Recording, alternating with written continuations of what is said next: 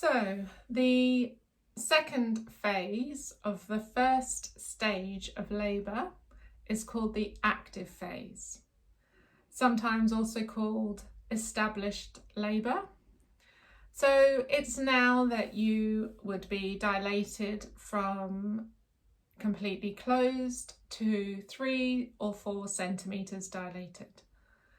This is when the hospital would allow you to be admitted onto the delivery ward because they would deem you to be in established labour and ready for their support and for things to progress.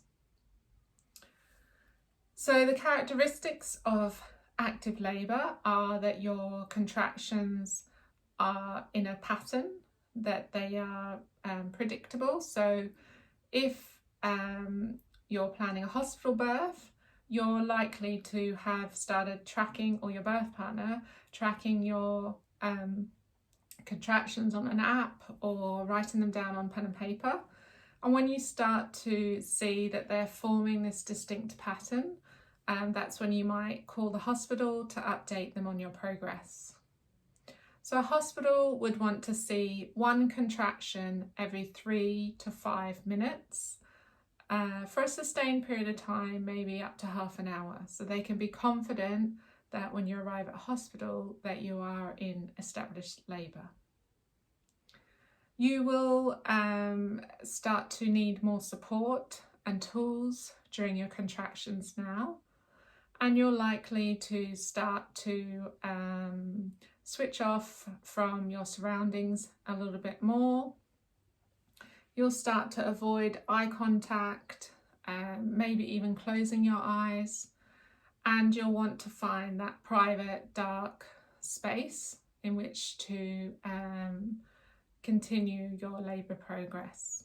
So if you're at home, you've obviously got access to your whole house or flat, and you can change the lighting, you can dim the lights, make things more comfortable, more cosy, more private, closing curtains, things like that, using candles, fairy lights.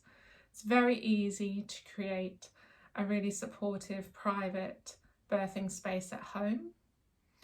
When you transfer to hospital, if you're planning a hospital birth, you might think about bringing along some of those things.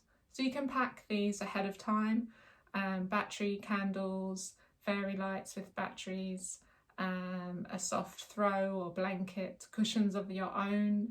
And if you've been using an essential oil as one of your anchors in hypnobirthing, then you could put some of the oil on a hanky perhaps, so that you can inhale it during your contractions. So there are lots of things to think about, and we'll talk about birthing environment a bit more later on. So active labour. So you will start to want to be more grounded. Instinctively, you will choose to be either on the floor or standing facing perhaps a wall with no windows, and therefore you can avoid eye contact, feel private. You might end up on the floor, and all fours is a really good neutral birthing position. Being in all fours allows your pelvis to be unrestricted, your tailbone to be unrestricted. So you could find yourself on all fours. You could do some nice rotations, hip rotations whilst you're on all fours as well.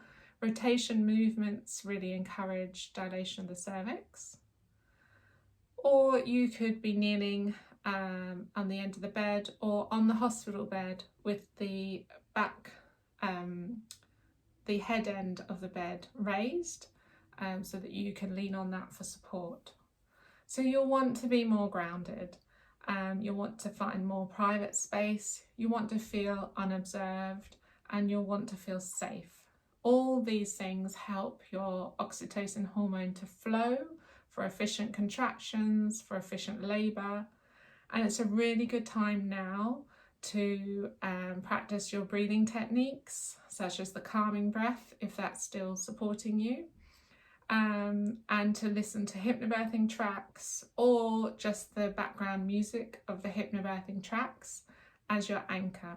to help you find that sense of calm, to feel in control, and to help have that mindset needed to allow your muscles to release and relax for efficient labour.